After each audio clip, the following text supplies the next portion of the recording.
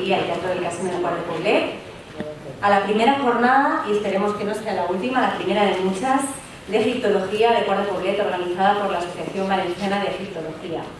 En primer lugar, me gustaría agradecer la presencia, sobre todo, del presidente Pedro Sáez, que lo tengo aquí detrás de mí, que ha querido acompañarnos como no esta tarde, del ponente, por supuesto, y egiptólogo Tito Vivas, que es un verdadero placer. Me comentaba antes que era la primera vez que hace una ponencia en la Comunidad Valenciana, y así que estamos doblemente encantados de que estés aquí, es un honor. Y por supuesto a todos los que formáis parte de la Junta Directiva de la Asociación Valenciana de Egiptología y a todos los que os habéis acercado esta tarde aquí, que tal y como están los tiempos es de agradecer. Muchísimas gracias.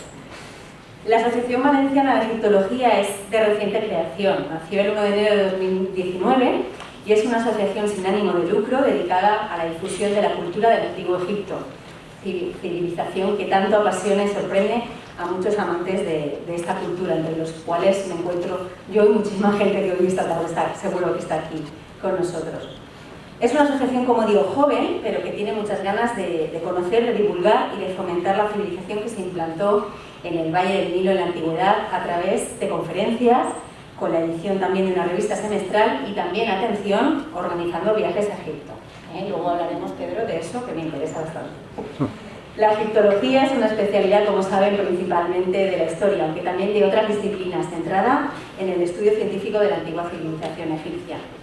Esta conferencia encaja muy bien con la línea de trabajo que llevamos desarrollando en los últimos años en Quart de Poblet, ya que nos permite combinar la divulgación científica, que tanto nos gusta dar a conocer, con la apuesta decidida por la historia y por el patrimonio cultural. Es por ello que también me gustaría agradecer a Ángel Cuenca, cuartero, amigo y miembro de la Junta Directiva y máximo culpable de que estemos esta tarde hoy aquí. Gracias, Ángel, por haber pensado en tu pueblo para organizar estas primeras jornadas. Y ahora sí, os dejo con Pedro Sáez y con Tito Vivas. Que disfrutéis y bienvenidos a Quart de Poblet.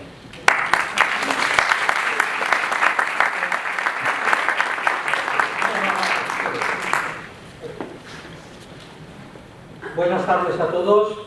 En primer lugar, agradecer a Cristina, la concejala de Cultura del Ayuntamiento de Quart de Poblet, por todo lo que nos está ayudando para poner en marcha lo que creemos que va a ser un largo matrimonio cultural.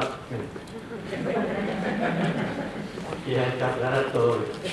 Bien, en segundo lugar, tenemos la satisfacción y el placer de que hoy va a venir una persona que reúne unas condiciones extraordinarias por las circunstancias en las que él se desenvuelve para explicar, para hablar de Egipto.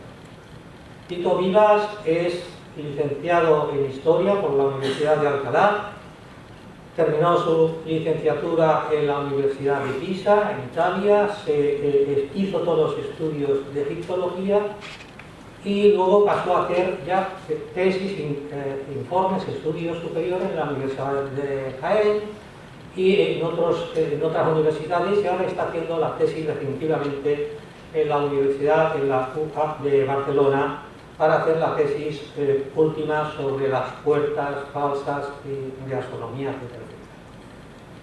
etc. Entre otras razones que él tiene y dispone de una capacidad tremenda, es egiptólogo, es experto en hacer excursiones, en hacer viajes personales con carácter didáctico y cultural, y por supuesto es escritor y escribe muchos libros de ese tipo, de esas experiencias que él ha recogido y ha vivido en esas excursiones, y los plasma en los libros que posteriormente o al finalizar, cuando queráis, podéis adquirir los títulos que queráis. Dicho esto, vamos a entrar en un tema, en una conferencia un poco peculiar. Está dividida en tres partes, él lo explicará mejor que yo, pero habla sobre Abu Simbel. Los que han y conocen Egipto saben perfectamente y se ubican perfectamente, sobre el monumento real, la característica en el tiempo y en la época, la transición en el cambio de lugar, de escenario que hizo el proyecto de la UNESCO, y luego posteriormente él va a hacer todos los detalles sobre los aspectos astronómicos de orientación, tanto en el aspecto del calendario como en el aspecto religioso, mágico y filosófico. Para no extenderme más, porque la conferencia es de Tito Vivas, os presento a Tito Vivas y será un placer disfrutar con este tipo de conferencia. Anticipo que, por favor, los teléfonos, si alguien lo tiene en alta, los apague y que disfrutemos, anotéis luego lo que queráis preguntar y estáis en vuestra casa. Muchas gracias a todos.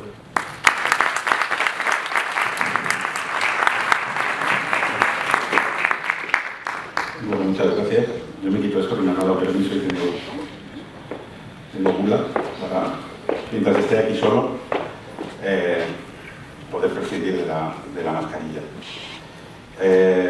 Bueno, decía Cristina que era la primera vez que yo venía como ponente a Valencia, y es verdad. Mira que llevo años yo dando la turra, contando historias y demás, pero es la primera vez que vengo a Valencia a dar una conferencia. Estuve presentando el primer libro con José Miguel Parra, que seguro que lo conocéis todos y demás, pero como conferenciante es la primera vez y me hace muchísima ilusión. Eso se lo tengo que agradecer a Labdes, se lo tengo que agradecer a Ángel, por supuesto, que no nos conocíamos en persona, pero es como si nos conociéramos en persona.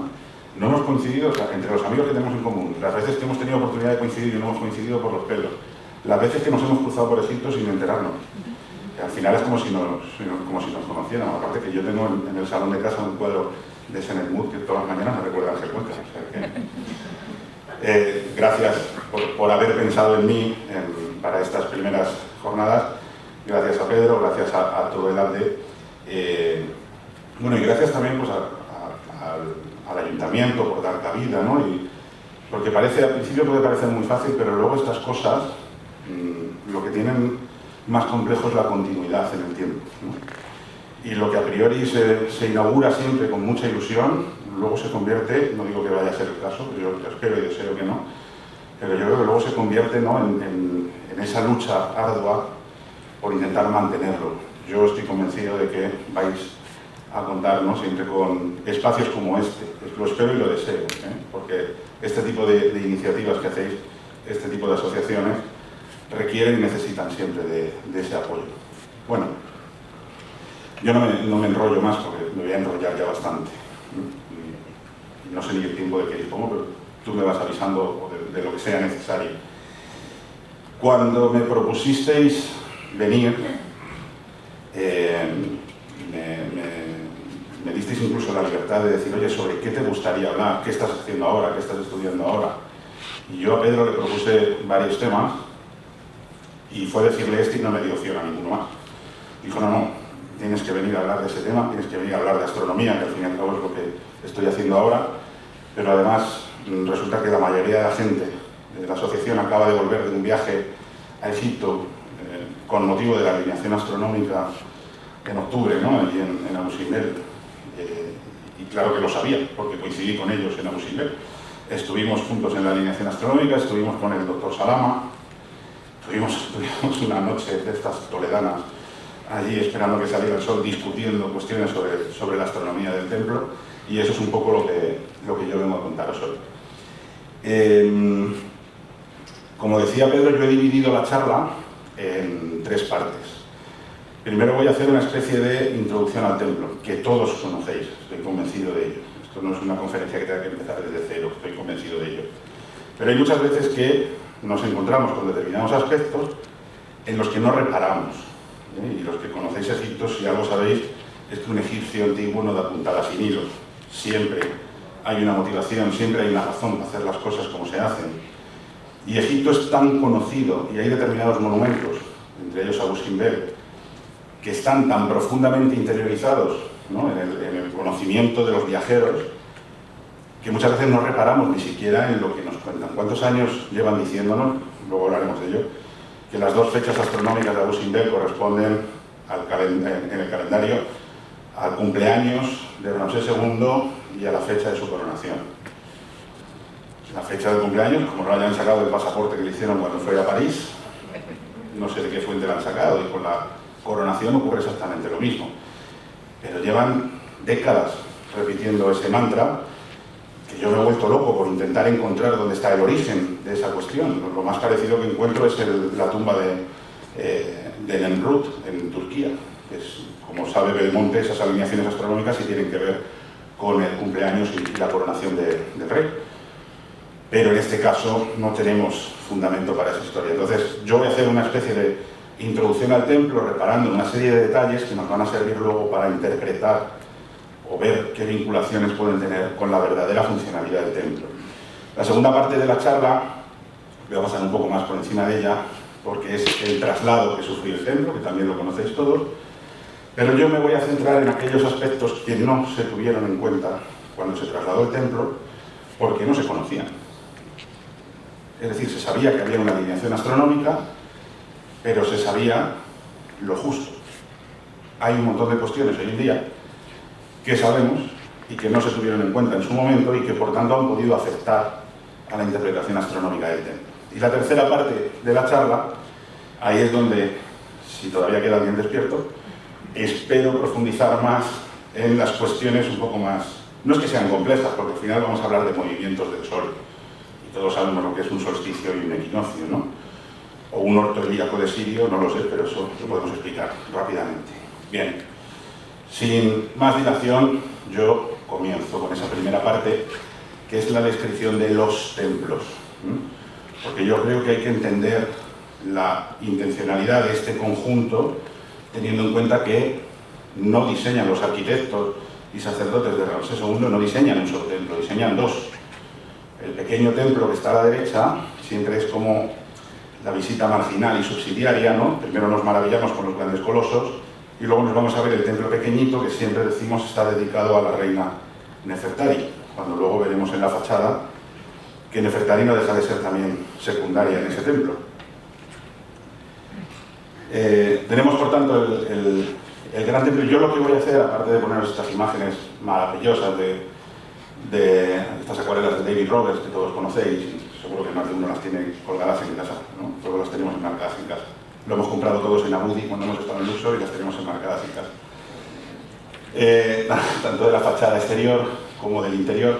Luego iré reparando en algunos aspectos y algunos detalles, pero por ejemplo es muy importante y muy significativo el hecho de que la divinidad principal que encontramos al entrar al templo sea el dios Osiris, que lo hemos representado en las columnas. No deja de ser Ramsés II, pero está osirificado, ¿no?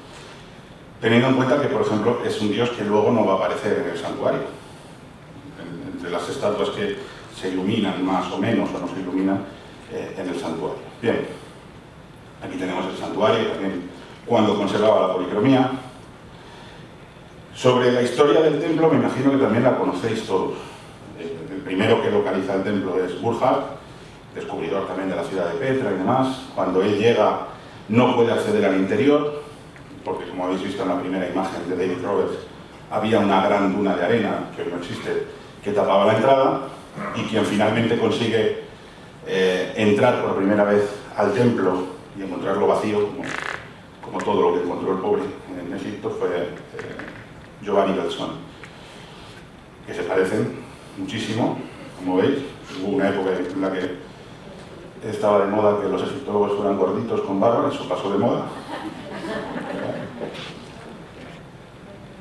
Y en cuanto a la ubicación geográfica del templo, os he puesto un mapa que supongo que tampoco es necesario, pero casi se nos sale de la pantalla. Sabéis que está, no sé si son 30 o de 30 y 60 kilómetros, ¿no?, al sur de la frontera de Asuán, muy cerca de Wadi Halfa, que es de Asuán, perdón, de Sudán, que es la frontera de Wadi Halfa.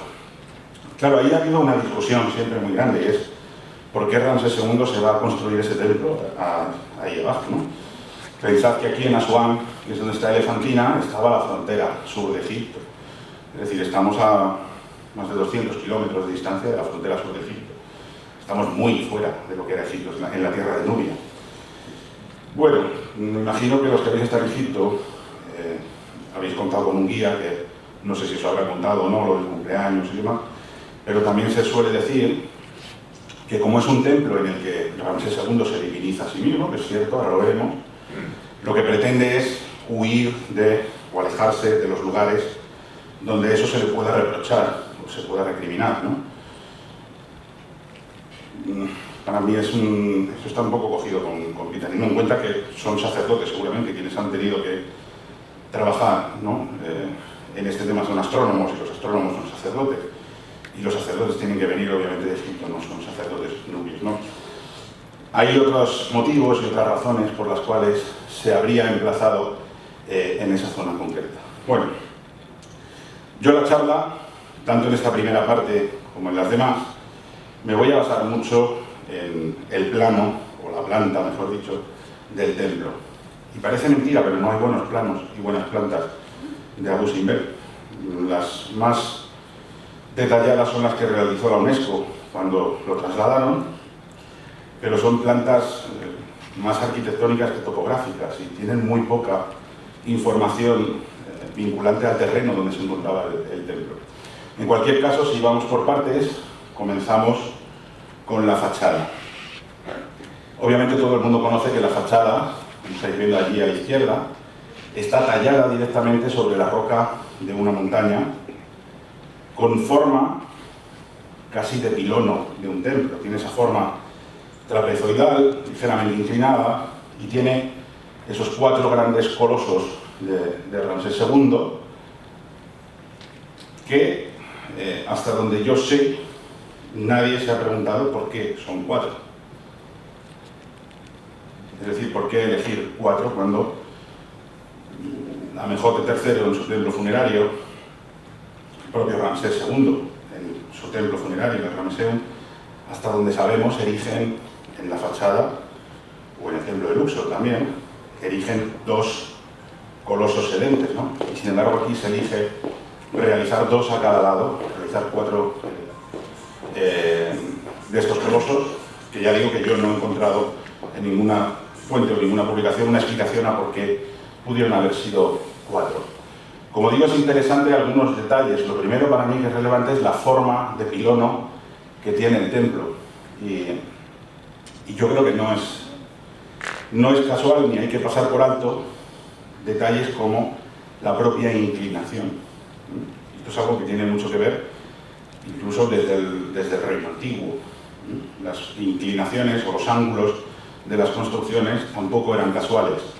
En este caso, yo creo que tiene, o podría tener alguna implicación y alguna simbología. Luego os voy a poner un alzado del templo y también lo vais a poder ver, porque vais a ver, o vamos a ir viendo, cómo toda la disposición arquitectónica de este templo juega mucho con sus relaciones en el paisaje, obviamente.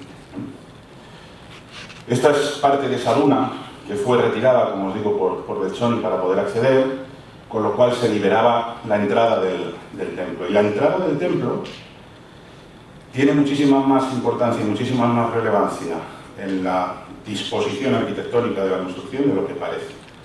Para empezar, si volvemos atrás a las figuras, lo primero que llama la atención, aunque no se repara en ello, es que están subidas sobre una especie de plinto. Hay un podio, no apoyan los pies en el suelo. Esto no tiene nada de extraño si tenemos en cuenta que la propia disposición de los tronos en los que se sientan las representaciones sedentes de los reyes siempre tiene una especie de escaloncito. El propio signo jeroglífico del trono, que es Isis, tiene una especie de pedestal abajo también para apoyar los pies. Podría no llamar la atención.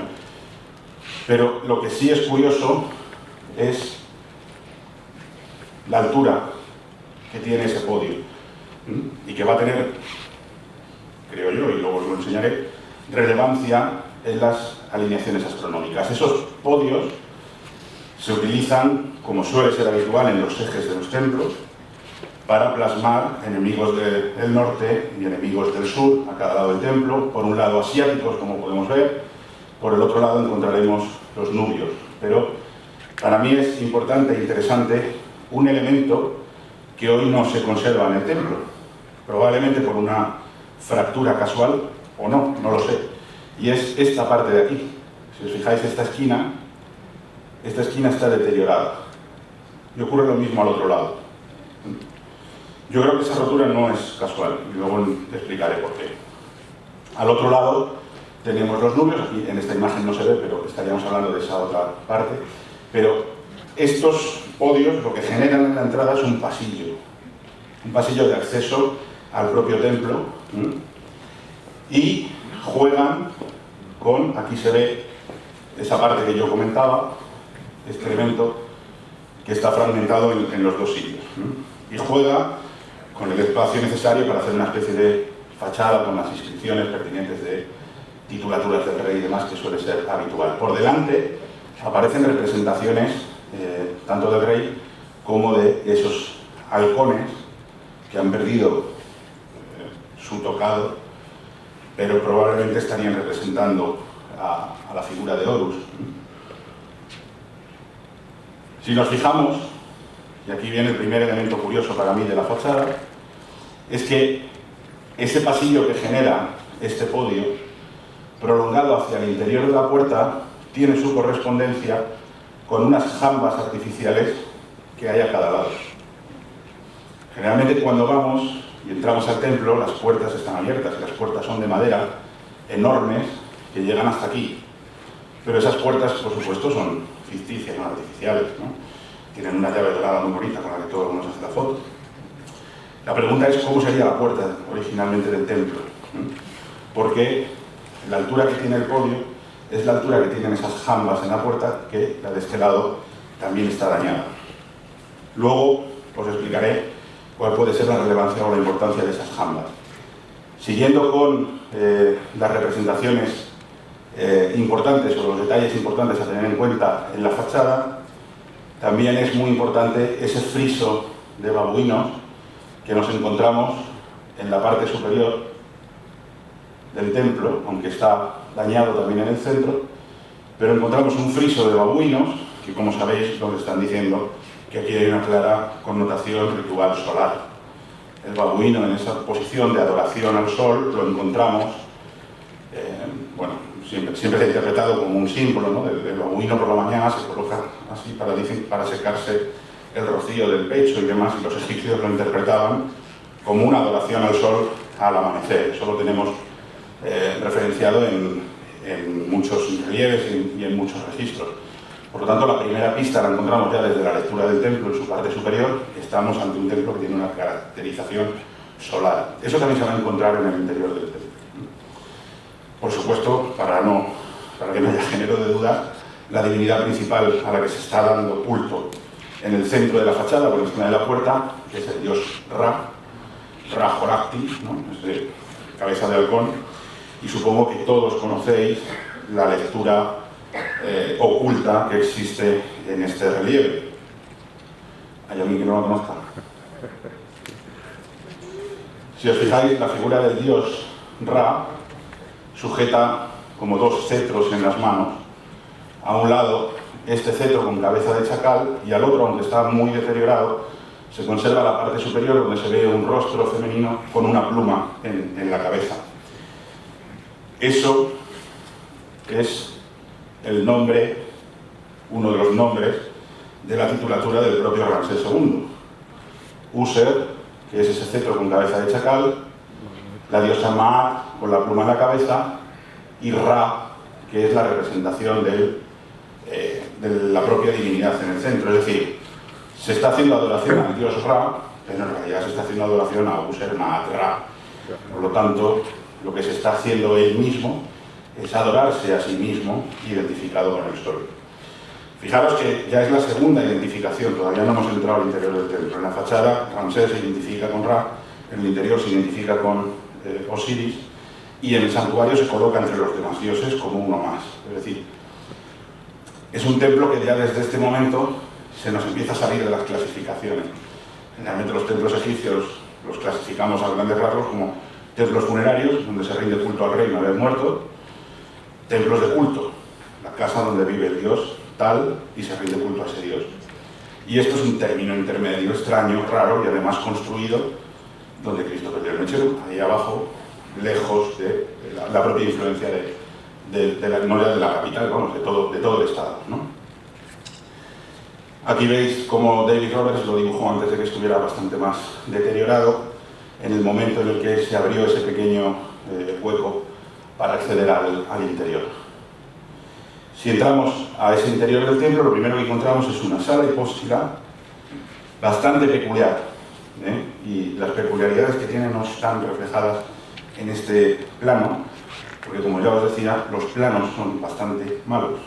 Luego os enseñaré sobre el plano de la UNESCO cuáles son esas peculiaridades, pero obviamente es una sala en la que destacan esos 8 pilares, 4 a cada lado, con la figura osiríaca del rey, el rey identificado con el dios Osiris. Y otro de los elementos peculiares de este templo, y que yo tampoco he visto o no he encontrado referenciados en ningún sitio o que nadie los mencione, es la policromía de las paredes.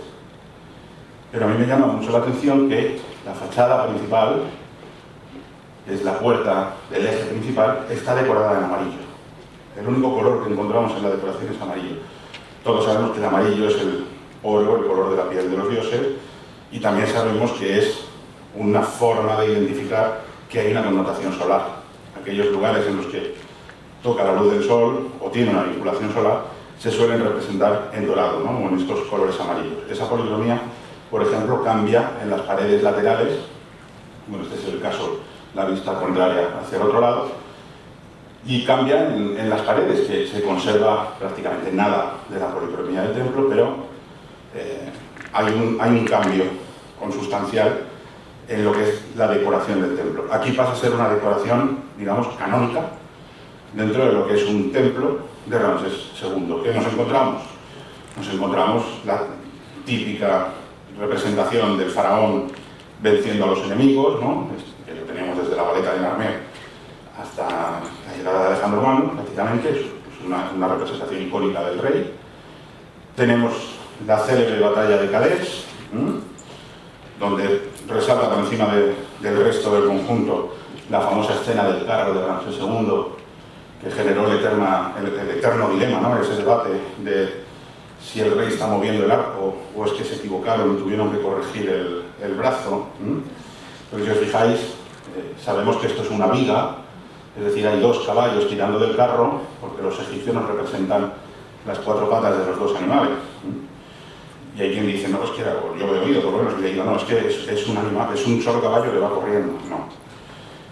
Los egipcios representan esa pluralidad de esta manera. Pero claro, entonces tenemos el problema del arco y del brazo. No es que Ramsés tenga 2 brazos, es que probablemente hubo un error o un fallo. Esto tampoco lo puedo yo afirmar, pero estoy comentando cosas que se han publicado, porque la propia cuerda del arco estaría cortando el cartucho del rey. Algo que desde el punto de vista ritual o mágico, no sé, habría que haber corregido el brazo y subirlo más arriba, y cuando se hubiera caído ese yeso aparecen los 2 brazos. Bueno, la verdad es que yo no he encontrado tampoco una explicación que podamos afirmar, ¿no? De forma definitiva sobre a qué respondería esos 2 brazos. Pero como digo, estas representaciones son canónicas. Las vamos a encontrar en el Pidono de Ramseum, las vamos a encontrar en Luxor, en el final del templo de Luxor, la batalla de Calais, ese enfrentamiento entre el ejército egipcio y el asedio a la ciudad que estaba en mitad del río. Bueno, es una historia que todos conocemos. Sabéis que Ramsés II se proclama de alguna forma vencedor, cuando luego sabemos que no es cierto, y viene la historia del primer acuerdo de paz de la historia y demás, que puede ser el objeto de esta charla. Pero es muy curioso porque si os fijáis en todas las representaciones de Calais, vais a ver que el pendón, el estandarte de la ciudad, siempre está inmaculado. No hay ninguna flecha que lo atraviese. Si os fijáis, por ejemplo, en la batalla de Megiddo de Tutmosis III, el pendón de la ciudad está cosido a flechazos, y aquí en Calais no. O sea que en el fondo Ramsés tampoco mintió, no llegó a tomar la ciudad. Pero bueno, eso en cuanto a la sala. Para mí lo importante de esa sala es, vuelvo a encontrarme el número 4. ¿Por qué 4 estatuas a cada lado dispuestas en esa forma? Y el porqué de esa decoración amarilla en la fachada principal. Según vamos entrando por el templo, llegamos a un vestíbulo en el cual ya estamos adentrándonos en una parte bastante más sagrada. Allí lo que nos vamos a encontrar son las ofrendas del rey y la ceremonia, esa ceremonia de salida del barco en procesión y demás, ¿no? Que pues está representada en las paredes y que todos conocemos, que son propias prácticamente pues, de cualquier templo de culto en Egipto. En esas celebraciones como la que celebraron los egipcios en noviembre en Karnak, que les encanta una cabalgata más que a los niños del rey. Por último, a mí me resulta muy interesante lo que se conocen o que se han llamado como almacenes, los almacenes del templo de Karnak, y que ninguna publicación explica tampoco cuál es el uso verdadero, si servían para guardar material del ritual del templo. Sin embargo, decoración tienen, y una decoración importante, porque aparecen prácticamente todas las divinidades y el rey haciendo ofrendas a todas esas divinidades, además de en todas ellas la titulatura completa, los 5 nombres del rey a lo largo de todo el techo. Y otra peculiaridad y otra característica, esta es la misma foto pero tomada con flash, y si te acercas a las imágenes, todas están decoradas en amarillo y negro. Luego, si entendemos que estamos hablando de la piel de los dioses y de las vinculaciones solares, hay una relación ritual de estas habitaciones o de estas cámaras con el culto solar del templo, o son simples almacenes. Por último, tenemos esa cámara transversal y el santuario que todos conocemos, donde aparecen las 4 estatuas del dios Ptah a la izquierda, que nunca se ilumina, nunca le da el sol, pues es un dios tónico, un dios del inframundo, el dios Amón, Ra-Horakhti de nuevo, que es el que veíamos en la fachada, y entre medias el propio Ramsés II sentado como uno más. Como sabéis, durante la alineación astronómica del templo, las 3 estatuas de la derecha se iluminan, aunque en realidad a las que toca el sol directamente son las 2 de la derecha, Ra y Ramsés. Debió de ser en su día pues, algo de esta magnitud con la vinculación ritual y mágica que tienen los colores en Egipto, que tampoco se eligen al azar. Aquí tenemos una disposición transversal del templo, y en esa disposición transversal se aprecian algunos elementos, como por ejemplo la inclinación que tiene el corte de la fachada que yo mencionaba antes al principio. En el momento que tenemos un templo que tiene vinculaciones astronómicas, tan importante como la orientación del eje, que es el azimut, es decir, la desviación con respecto al norte. Si nos vamos a mirar directamente al norte del horizonte, vamos a tener azimut 0, en el momento que nos vamos al este será 90, y así como si fuera una brújula. Pues tan importante como el azimut es la altura, para tener unas coordenadas en el cielo. Si queremos saber a qué altura está una estrella o un astro, necesitamos el azimut, que es la orientación en horizontal, y la altura, que nos va a dar el ángulo en vertical. Pues aquí tenemos un ángulo en vertical, y la pregunta es si es casual o no. Obviamente la fachada de la montaña no es perfecta, eso se ha tenido que pulir, se ha tenido que dar una inclinación a la fachada, y la pregunta es si era o no era casual esa inclinación. Por lo demás, la disposición del alzado del templo, como veis el perfil, sigue las características de cualquier otro templo el suelo va subiendo en altura, el techo va bajando cada vez más y las paredes se van cerrando, hasta el punto de que los dioses que aparecen representados en el santuario van a estar a una altura importante con respecto a la entrada. Fijaros, porque la altura es la de los podios o plintos que hay a la entrada, es decir, la de las jambas laterales que tenemos en la puerta. Y como digo, no tenemos que olvidarnos de que hay construido un templo anexo o subsidiario en la otra montaña que hay a la derecha. Conocemos como el templo pequeño o templo menor de Abu Simbel, el templo de la reina Nefertari, porque está dedicado a la esposa, o por lo menos la esposa aparece en todas las representaciones, pero si nos fijamos en la fachada, vemos que el plano es algo más sencillo. Si nos fijamos en la fachada, volvemos a encontrar una serie de características que tenemos también en el otro templo, que son una serie de estatuas, iconos del rey, en este caso acompañado de la reina, en la fachada, y por supuesto una vinculación enorme a la diosa Hathor, Isis, Hathor en el interior. Isis y Hathor. que es la misma divinidad en el fondo, ¿vale? Esto a lo mejor requiere de una explicación y habría que entrar a comentar qué es el sincretismo religioso, pero al fin y al cabo el resumen es: hay divinidades que vienen a representar la misma potencia divina, pero representadas de distintas formas. Y Isis Hathor en realidad representa la misma potencia divina. Y celeste. Bien, como veis, en la fachada hay 6 figuras y 4 son del rey. De nuevo, 4 representaciones de Ramsés II y intercaladas 2 de la reina.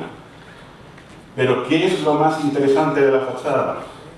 Y que tampoco nadie ha comentado. La inclinación. No es una fachada recta. Es una fachada que tiene una inclinación pertinente. ¿Por qué?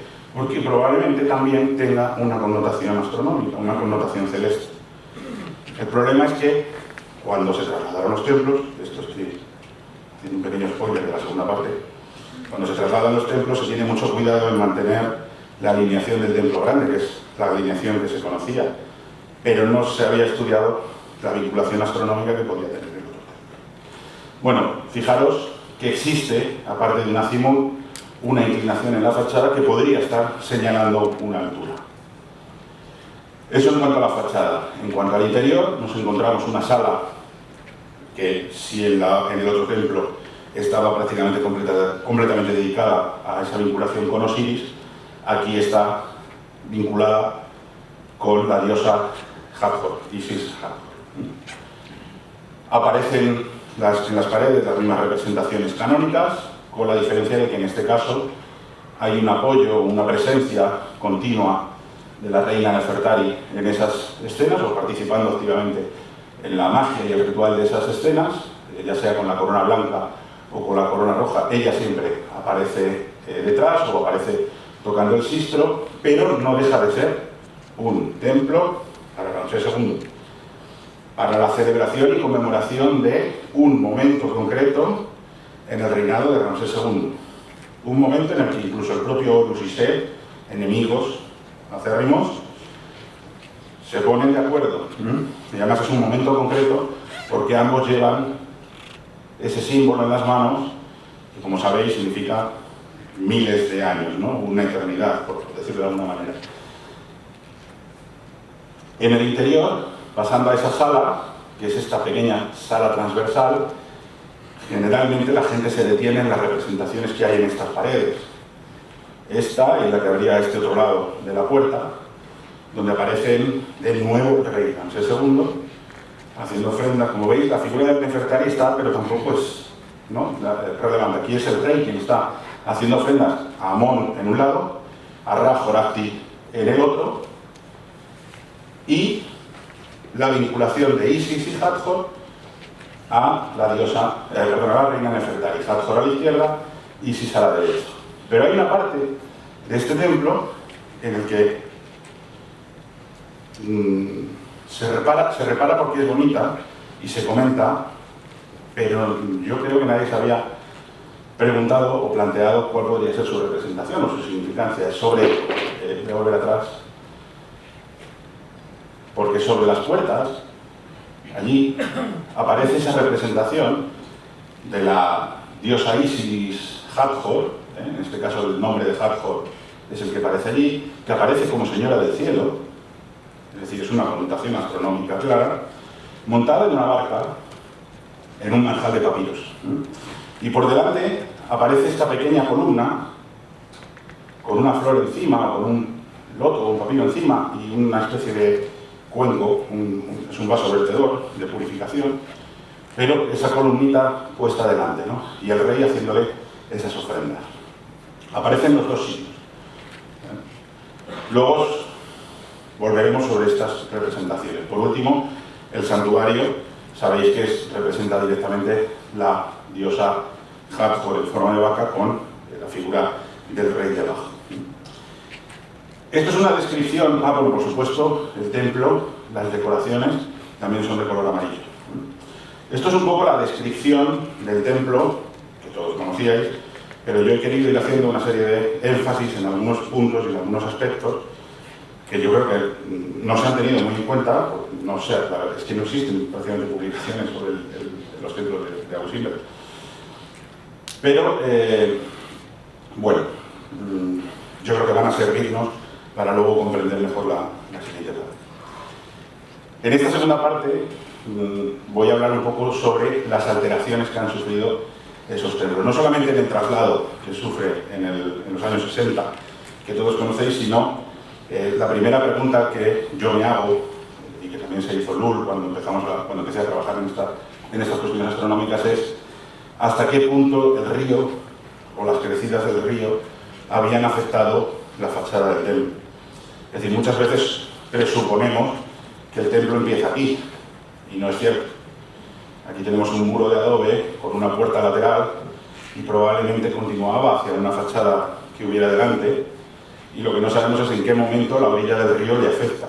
O a lo mejor no, a lo mejor la orilla del río era así y el muro era simplemente para cerrar el espacio. Cerraba aquí en un muro más pequeño y este otro más grande. Esta fotografía, obviamente, es muy antigua, es anterior al traslado. La duna todavía existía, a lo mejor el muro de hecho se hace para contener la duna, ¿no? Pero la pregunta es, ¿qué habría delante? Porque lo que hubiera delante podría afectar y condicionar la visión astronómica que tuviera el templo. Y generalmente cuando llegamos a Abu Simbel nos colocamos en la fachada y miramos hacia adentro. No nos colocamos aquí en la fachada y miramos hacia afuera a ver qué más templo podría haber. Obviamente hoy en día ninguno, porque no estamos en su emplazamiento original. Bueno, todos sabéis que cuando se construye la primera presa, la que construyen los británicos, que es la que hoy utilizamos como puente para cruzar cuando vamos al aeropuerto, que vamos a dejar de usarlo ya porque están construyendo un puente grande y la presa la van a cerrar al tráfico. Pero cuando se inaugura esa presa, en el año 1912, lo que provoca es la aparición de un pequeño lago que empieza a afectar a determinados templos. Veíamos antes esa imagen del propio templo de Philae, que durante mucho tiempo se visitaba en un parquillo. Debió de ser muy romántico y muy bonito, pero para el templo era catastrófico. Luego, con la construcción de la gran presa, la presa de la época de Nasser, sabéis que es cuando se hace ese llamamiento a la UNESCO para el salvado de los monumentos y demás, porque se va a conformar ese enorme lago artificial que es el lago Nasser y que va a engullir a la mayoría de esos monumentos. Bueno, ¿qué se decidió? Como sabéis, se decidió pelar la montaña, recortar los templos, sacarlos de su emplazamiento original, donde estaba, que era aquí el gran templo y aquí el pequeño, y trasladarlos a la parte superior de esa loma, ¿no? O de esa orilla del Nilo. Hoy el agua llega hasta aquí arriba.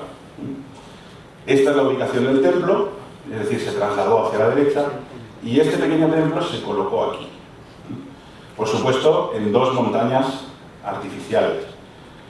Claro, si os fijáis, la distancia entre templos no es la misma que tenemos ahora. Es decir, se cuidó mucho la alineación astronómica de este templo, pero de este no. Sabéis que se recortó en trozos, en pedazos, los templos, que se trasladaron a la parte superior y que se construyó una enorme cúpula de granito, que hasta los años 90 era visitable. Cuando fui a Egipto por primera vez, que tenía 9 añitos, la visité. Luego, por una de las pasarelas, se cayó un turista alemán y se mató y lo cerraron y ya no se ha vuelto a visitar. Pero, bueno, esa gran montaña artificial que luego se cubrió de arena es donde se encajó y se empezó a reconstruir el templo, intentando salvaguardar su disposición astronómica. Como, bueno, me imagino que todos habéis visto estos documentales, están en YouTube, ¿no? Y todas estas imágenes de cómo se trasladaron los dos templos, pero lo que digo es que este segundo templo fue un poco dado de lado, y eso afectó, por supuesto, a las alineaciones astronómicas. No sé cómo voy de tiempo, creo que te está girando el reloj, no sé ni cuánto tiempo llevo hablando ni lo que me queda. De momento no he visto nada de así.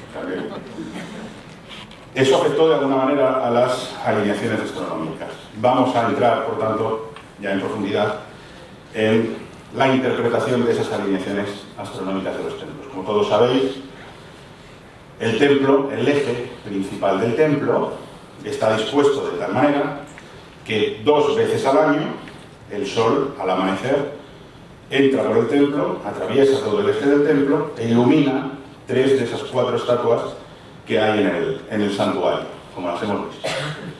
¿Qué fechas son esas?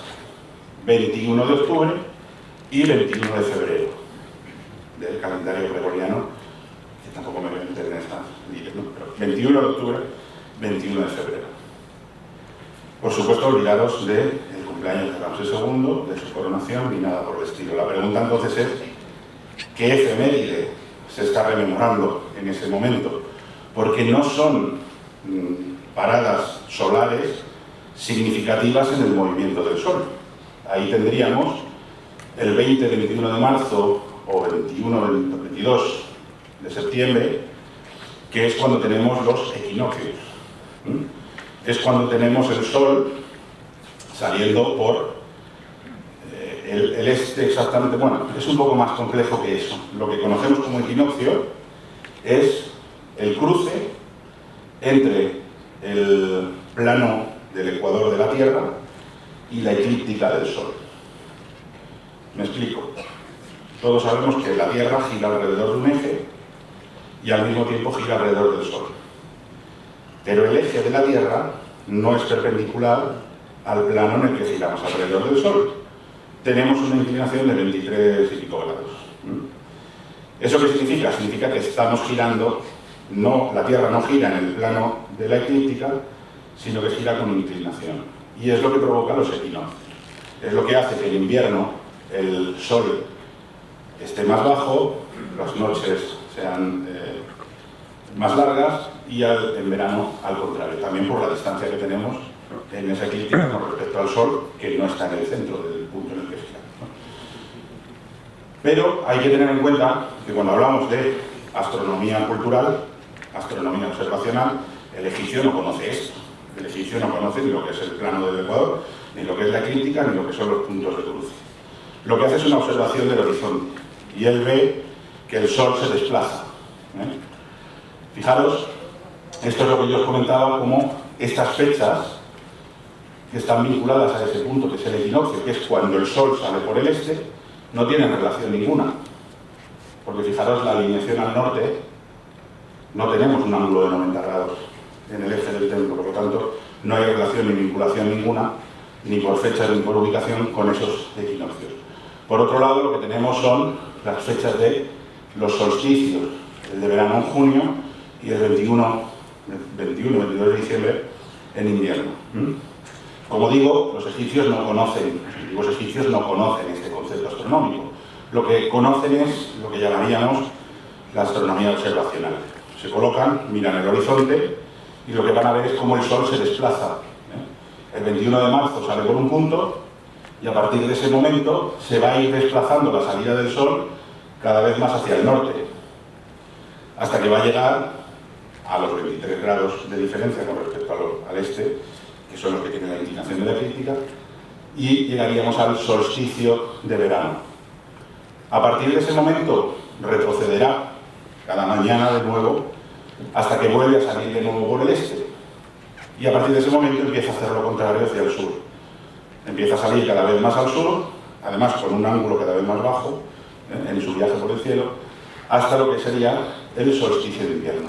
Muchos de los templos egipcios están alineados al solsticio de invierno, por una cuestión solar, es el renacimiento del Sol. Es cuando Ra está en su punto más bajo y de repente resurge de nuevo. Es un concepto de resurrección, que si hay algo que les mole a los antiguos egipcios es eso.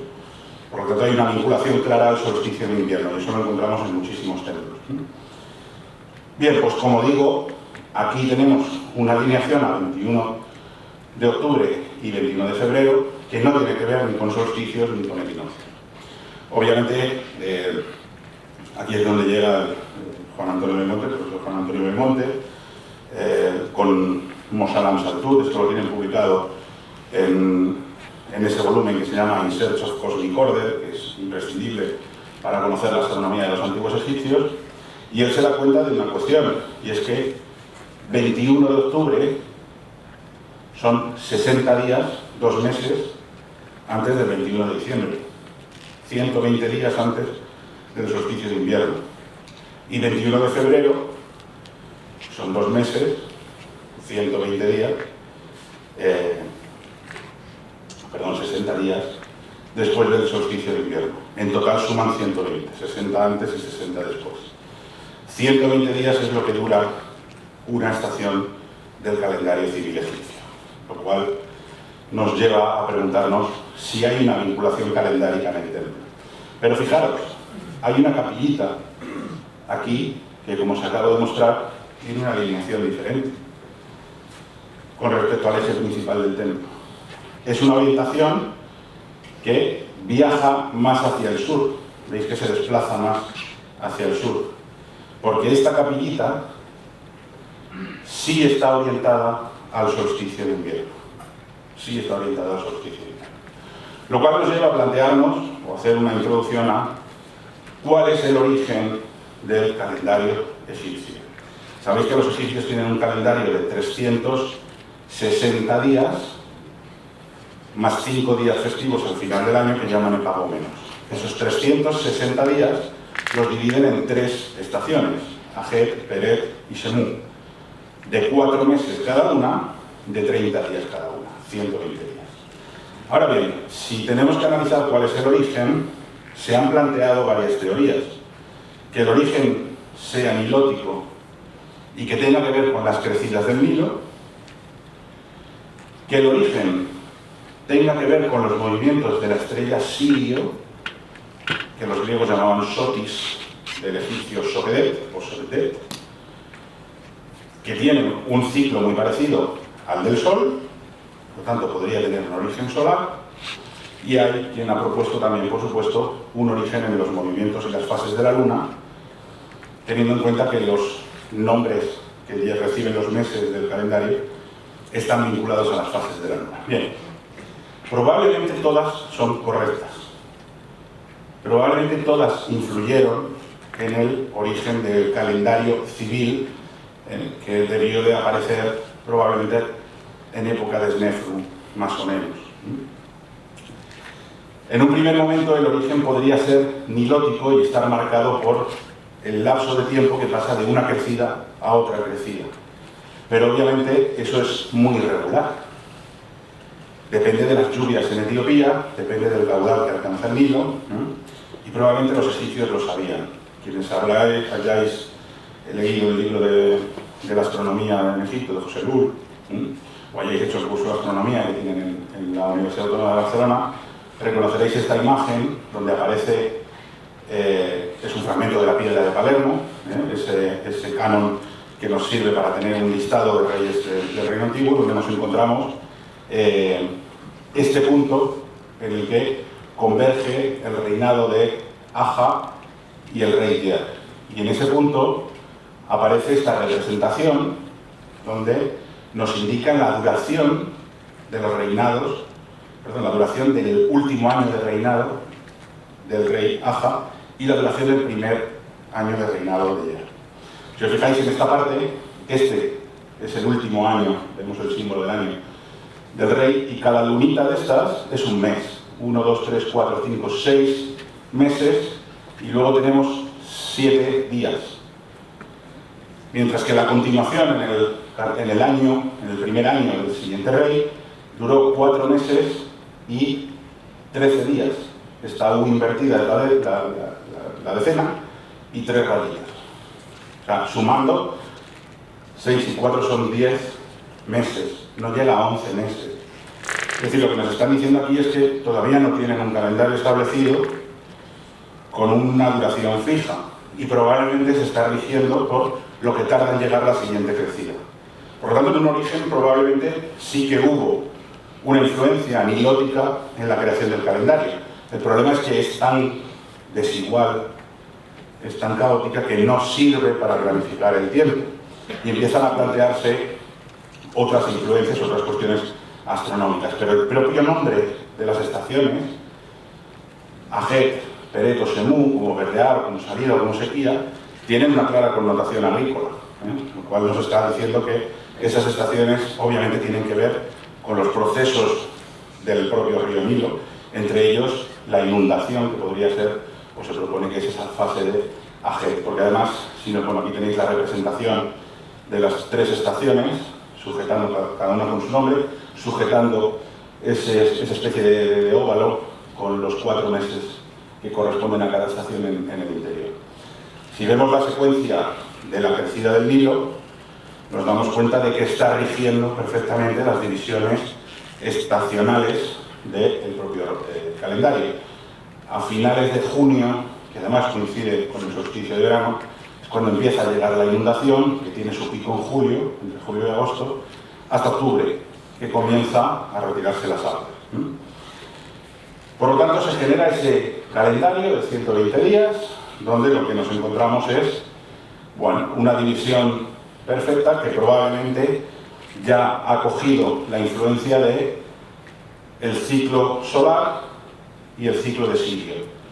Porque fijaros, tanto el año solar como el ciclo solar o el ciclo de la estrella Sirio tienen la misma duración, 365 días, que es la división que se hace del calendario. Pero hay un problema, y es el desfase.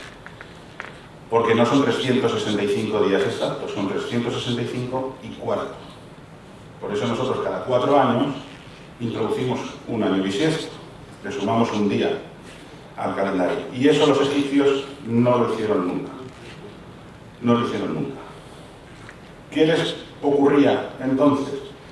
Lo que les ocurría es que las estaciones agrícolas se desplazaban sobre las fechas del calendario civil.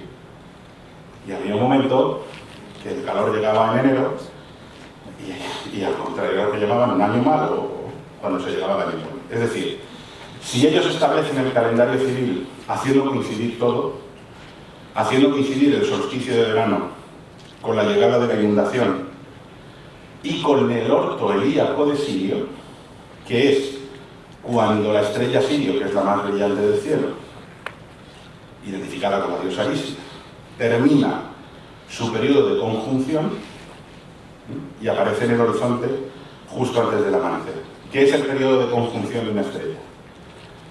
Lo cuento muy rápidamente. Si nosotros salimos a visitar o a observar el cielo en invierno, a las 12 de la noche miramos para arriba y lo que vamos a tener sobre nuestras cabezas en el cenit es la constelación de Orión. Pero si lo hacemos en verano, el cielo se ha desplazado.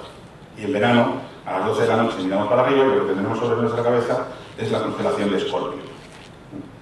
¿Por qué? Porque el cielo viaja, se mueve a lo largo del año. Y hay estrellas que las vemos de noche durante un periodo del año, pero hay otro periodo del año en el que están viajando por nuestro cielo de día y por tanto no las vemos. Ese tiempo en el que están viajando de día es lo que conocemos como la conjunción de una estrella. Y obviamente la conjunción de una estrella termina el día que justo al final de la noche, justo antes del amanecer, ¡pum!, la estrella aparece. Es lo que conocemos como orto helíaco de una estrella. Bueno, pues el orto helíaco de la estrella más importante de los egipcios, que era Sirio, coincide o se erige como el inicio del calendario. Y a partir de ahí se empieza a contar el calendario civil egipcio. Por lo tanto, hay una influencia de todas estas cuestiones. Con este desfase que nos ocurre que si el orto helíaco de Sirio se produce el día 1 del mes 1 de la estación 1, si no introducimos un año bisiesto, pasados 4 años se va a producir el día 2 del mes 1 de la estación 1. Y pasados 8 años, el día 3. Y cada 4 años se desplaza un día a lo largo del calendario. De tal forma que para que se cierre un ciclo completo y el orto helíaco de Sirio vuelva a coincidir en el día 1 del mes 1 de la estación 1, tienen que pasar 1460 años. 1460 años.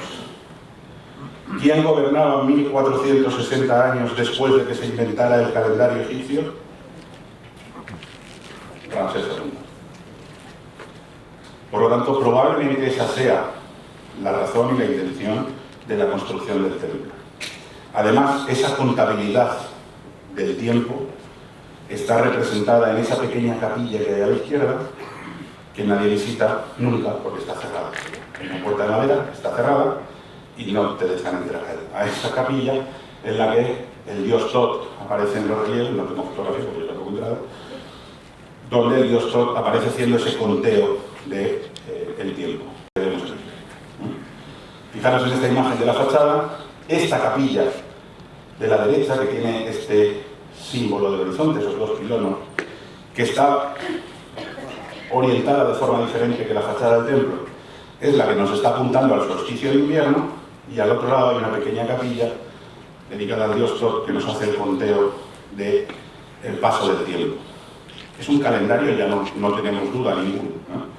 Ahora, ¿cómo funciona este calendario? Bien, tendríamos que el orto helíaco de Sirio, que conmemora el cierre del ciclo, se está produciendo en el día 1, el mes 1 de la estación 1, durante 4 años en torno al 1270 a.C. Es decir, dependiendo de las cronologías que utilicemos, en torno al año 10 del reinado de Ramsés II. Algo que está ocurriendo cada 1460 años. Es decir, Ramsés II no es que se quiera divinizar por capricho, es que Ramsés II sabe que durante su reinado el cosmos se reorganiza y todo vuelve al principio. Por lo tanto, es un elegido. De alguna forma, él se siente un dios en ese sentido. Fijaros, pasados 4 meses, tenemos la primera alineación solar, que es 1 Peret 1, los he puesto está mal puesto por 1 Peret 1. Y hemos visto que 120 días después, entre el 21 de octubre y el 21 de febrero, 120 días después, lo que tenemos es la segunda alineación solar del templo. Es un demarcador calendárico. Entre medias, en 1 Peret 3, lo que tenemos es el solsticio de invierno. Ahora bien, si lo trasladamos al calendario agrícola, tenemos que en torno al final de junio se estaría produciendo el orto helíaco de Sirio, tendríamos el cambio de estación el 21 de octubre, fijaros cómo coincide con el pico de desaparición de la crecida, solsticio de invierno pone fin a la desaparición del agua para, con el segundo momento en el que el sol se alinea con el templo, empezar la fase en la que las aguas se vuelven a estabilizar. El templo está marcando perfectamente los 3 momentos que tiene la crecida y por tanto el ciclo agrícola del Nilo. Ahora bien, tenemos por tanto esas 2 capillas. Esa capilla nos está marcando el solsticio de invierno. Y trabajando en estas cuestiones de astronomía del templo, sin querer, de esto que estás trabajando con el bórico, que la problemática que tienen estas cuestiones es lo que denominamos la teoría del punto gordo. Cuanto más gordo es el rotulador que coges para trazar alineaciones, más fácil es que te coincida. Obviamente, alineaciones sobre un plano no te sirven para nada. Te tienes que ir con tus aparatos de medición a los templos y medirlos, ¿vale? Pero sí es cierto que en el momento que rueda la alineación de esta capilla que tenemos a la derecha, que tiene esa puertecita y dentro hay un altar que se sube con una escalerita, es decir, hay un punto de observación del sol. Fijaros qué ocurre si se traslada esa orientación solsticio de invierno al interior del templo.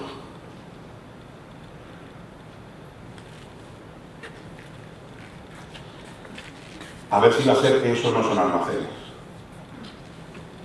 Es la misma inclinación y la misma orientación que los almacenes, o el supuesto almacén, que tenemos ahí a la derecha. Pero no solamente eso, la propia alineación está planificada de tal manera que coincide con 2 puntos exactos de la arquitectura del templo. La esquina del coloso, que hoy aparece rota, y la jamba interior de la puerta. ¿Qué significa eso? Significa que el día del solsticio de invierno, cuando el sol sale por aquí, la luz del sol choca contra la fachada, la sombra que hace la fachada rompe directamente contra aquí y no entra luz al templo. Se queda completamente a oscuras el templo. Además, de tal modo que en este plano se ve mejor, os he dicho que luego cambiaría de plano, porque si os fijáis, aquí se nota mucho mejor que la disposición arquitectónica del templo, excavado en la roca, es completamente irregular. Fijaros la inclinación que tiene esta pared con respecto a la línea que tiene la fachada, o la que dispone este almacén con respecto al otro. Pero coincide la alineación aquí y coincide en el interior. Y además hay otra peculiaridad, y es que siempre deja fuera de la alineación a la primera de las columnas osiriacas. Es decir, la iluminación da directamente contra la segunda, luego la tercera y luego la cuarta estatua. ¿Qué significa esto? No sé si me explico. Significa lo siguiente. Tenemos la orientación o el eje original del templo. El 21 de octubre el sol va a salir aquí y va a iluminar todo el templo y el santuario con las 3 estatuas que interesa iluminar en el santuario. Pero a medida que el sol se vaya desplazando hacia el sur hasta llegar al solsticio, al desplazarse el sol hacia ese lado, va a ir iluminando las estatuas de este lado y va a ir dejando en oscuridad las del otro. Paulatinamente una estatua, luego otra y luego otra. Es decir, el juego de luces y sombras en el interior del templo va marcando el paso de los meses. Volvemos al plano original. Tenemos que ocurre exactamente lo contrario al otro lado. Es decir, la orientación del otro de los almacenes tampoco es casual. Vuelve a coincidir con una orientación que choca con la base de este coloso y con la jamba interior del otro lado de la puerta. Pero en este caso es perpendicular al norte. Es decir, esta orientación astronómica es equinoccial, si hay equinoccios en el templo. Ocurre lo mismo que en el solsticio de invierno. Cuando el sol salga aquí durante los equinoccios, su luz chocará contra la base de este coloso, que chocará contra la puerta, y no entrará luz al interior del templo. Fijaros en este otro plano, la diferencia se ve sobre todo en esta pared. Es decir, está hecho a propósito, está perfectamente estudiado para que la luz equinoccial desaparezca en el día del equinoccio. Fijaros que tenemos las 3 alineaciones en el interior del templo. ¿Eso qué significa? Significa que durante un periodo de tiempo se van a ir iluminando las estatuas de este lado y durante otro periodo de tiempo se van a ir iluminando las estatuas del otro lado. Y va a llegar un momento que es, fijaros, va a llegar un momento que es el solsticio de verano. A partir del equinoccio hasta el solsticio de verano, el sol va a estar a oscuro, el templo va a estar a oscuras. Fijaros, la rayita naranja, la verde y la azul. Empezamos con el equinoccio de verano. Ese equinoccio de verano lo tenemos, el equinoccio de otoño. El equinoccio de otoño. Lo tenemos en torno al 21 de septiembre. En torno al 21 de octubre, el sol se ha desplazado hacia el sur y sale por el eje principal del templo. Tenemos una diferencia de 30 días. 60 días después, el sol, celebrando la efeméride de esta capilla, estará saliendo por este punto y la luz dejará de entrar en el templo. Han pasado 120 días, 60 días, y otros 60 que hacen los 120 hasta el 21 de febrero, que el sol ha vuelto aquí. Y 30 días después, volvemos a tener el equinoccio en el 20 de marzo, este punto. Y a partir de este punto, hasta el solsticio de verano, 21 de junio, el templo queda a oscuras. La pregunta es, ¿por qué hay un juego de luces y sombras de 180 días y otro periodo de oscuridad de otros 180 días. ¿Y dónde quedan los días de pago menos intermedios? Pero está claro que hay un juego de luces y sombras en el interior. Aparte hay otra cuestión, y es la siguiente. Esta figura, que está sacada de la publicación, una publicación interesantísima de Weibull es el primero que plantea que no estamos o no hay que hablar de una efeméride de un día. No es 21 de octubre, 21 de febrero. Es que si nos colocamos en el interior del templo y miramos el horizonte, el sol tiene o pasa en su salida por la puerta 1, 2, 3, 4, 5, 6, 7, 8, 9, 10, mínimo 10 días. Mínimo durante 10 días. Que cruce toda la puerta desde el interior del santuario, que es la imagen de la derecha, son las rayitas que están un poquito más gruesas. 1, 2, 3, 4, 5, 6 días. Entendiendo que el templo original estaba mirando al horizonte, donde se estaba produciendo una grieta en la montaña, y por tanto tenemos el símbolo de la G y el sol saliendo entre medias, se nos reduce a estos 4 días. Fijaros, los que estuvisteis con el profesor Salama en el templo, igual que yo, estuvisteis celebrando el acontecimiento el 22 de octubre. Porque dicen que el 21 de febrero y el 21 de octubre, cuando se trasladó el templo, cambió un día. 22 de febrero y 22 de octubre. Pero astronómicamente eso no tiene ningún sentido. Me explico. Si esto se celebra el 21 de octubre y yo me desplazo hacia el sur hasta el 21 de diciembre, vuelvo de nuevo hacia el este al 21 de febrero. 21 de octubre, 21 de diciembre, 21 de febrero. Si cambio el templo y lo paso al 22, cuando me voy al 21 de octubre y cuando vuelvo, voy a estar en el mismo punto el 20 de octubre. El 22 me habré pasado el azimut. ¿Lo entendéis?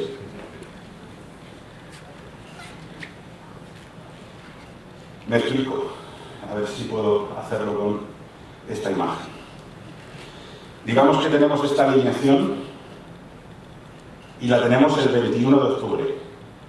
El sol viaja hacia allá hasta el 21 de diciembre y vuelve al mismo punto, si trazamos esta línea vertical al mismo punto, el 21 de febrero. Si yo me traslado, en vez del 21 de octubre, me traslado al 22, es una cuestión de correr del tiempo. 21, 22, 23, 24, 25, el sol a la vuelta será 20, 21, el 22, el sol ya habrá pasado. Porque es el viaje que hace el sol ida y vuelta. ¿Lo entendéis así? Por lo tanto, si realmente lo celebramos un día, en octubre deberíamos celebrarlo el 20 de octubre, no el 22 de octubre. Sin embargo, todos los turistas vamos el 22 de octubre a celebrarlo.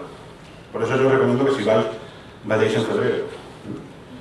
Porque del 21 al 22 no pasa nada. Ojo, del 20 al 22 de octubre pasa exactamente lo mismo. Es decir, el evento no dura un día, dura varios días. Lo cual lleva a Weibull a plantear la, digamos, casi última cuestión que nos queda pendiente, que es ¿y qué pinta Osiris en todo esto?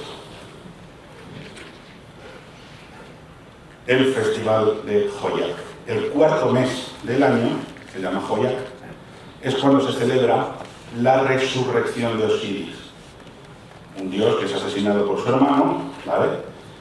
Y se conmemora los principales episodios del mito: el asesinato por Set, su momificación después de haber recuperado todos los fragmentos por parte de Isis y de Anubis, y su victoria sobre la muerte. Bien, tenemos varias fuentes que nos hablan de las fechas de ese festival de Hoyak.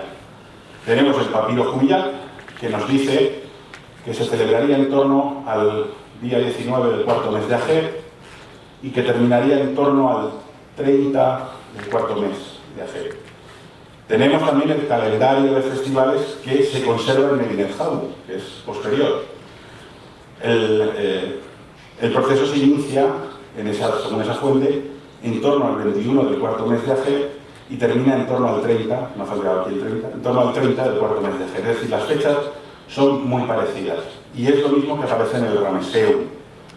Es decir, en el Ramesseum, luego Ramsés III lo copia, como todo lo que hacía Ramsés III con respecto a Ramsés II, copia ese calendario ritual en Medinet Habu, pero el propio Ramsés II está dando unas fechas para la celebración de Joyat que son muy cercanas a las fechas que marcan la alineación solar de Abu Simbel. No olvidemos que tenemos la osirificación del rey vinculada al renacimiento solar y a la reorganización del universo, todo junto. Es decir, Ramsés II coge todo el cosmos y lo reorganiza en Abu Simbel. Además, el templo no solamente tendría una alineación solar, sino que tendría una alineación estelar.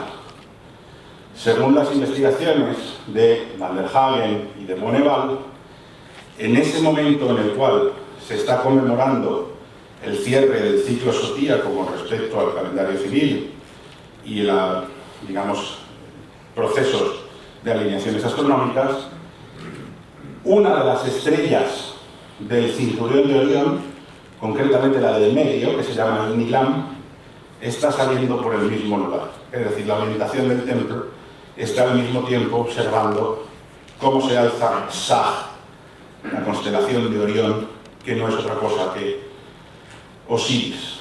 Eso es Sag, que representa estas tres estrellas, la cual, la del medio, estaría orientada en el mismo momento a la alineación del templo. Pero fijaros, volvemos a olvidarnos del templo pequeño. ¿Qué pasa con el templo pequeño? ¿Recordáis esa imagen de la vaca Isis Hathor subida en una barca con proa y popa de papiro, con una columna con flor de loto delante o con papiro delante? Es la forma en la que se representa la estrella Sirio en el techo astronómico de Dendera, por ejemplo, incluyendo esa columna delante que algunos arqueoastrónomos proponen que podría ser la estrella Canón. Es decir, ¿y si no es únicamente una representación de Hathor? ¿Y si es una representación de Sirio, que no deja de ser la diosa Isis Hathor, a la que se vincula Nefertari en este segundo templo, y por tanto hubieran existido alineaciones astronómicas en ese segundo templo, en el pequeño templo, con su azimut y su altura marcada en la fachada, relacionadas, por ejemplo, a los movimientos de Sirio en el momento en el que se está reorganizando el cosmos, las alineaciones solares, la salida de Orión y el cierre del ciclo agrícola. Es decir, sería una convergencia de todo ello y, por desgracia, ya no podemos estudiar y analizar, solo podemos hipotetizar sobre cuál podrían ser las alineaciones astronómicas que tendría este segundo templo y si podrían realmente estar vinculadas a Sirio. Para terminar, hay un proceso de imágenes, para los que no habéis estado nunca. Esto está fotografiado en octubre, 22 de octubre. Cuando empieza a amanecer, empieza ese resplandor a iluminar, y si os fijáis, empieza iluminando las dos estatuas del centro, Amón y Ramsés, y según va pasando el tiempo, se va elevando el sol, ese color rosita, naranja, se va convirtiendo en amarillo, hasta que el rayo de sol toca directamente las estatuas. Pero fijaros, el rayo de sol amarillo aparece por la derecha, que es donde está la estatua de Ra. Fijaros. Ta sigue en la sombra, Amón queda en la penumbra, Ra y Ramsés son los que realmente son tocados directamente por los rayos del sol. O nos estamos equivocando de fecha. Y 2 días antes, esta luz amarilla estaría llegando hasta aquí. En cualquier caso, no es un solo día. Todo este proceso en el santuario tiene la duración de, a veces, hasta 10 días, 9, 10 días. Las fiestas de Joyat, según Weibull. Y más allá de las propias celebraciones de estas efemérides concretas, el resto del año se están produciendo a la entrada del templo ese juego de luces y sombras que va iluminando 3 de las 4 estatuas osiríacas, igual que 3 de las 4 estatuas en el santuario, hasta jugar en ese baile entre el solsticio de invierno y los equinoccios. Y la otra mitad del año el templo quedaría completamente a oscuras. Eso es todo.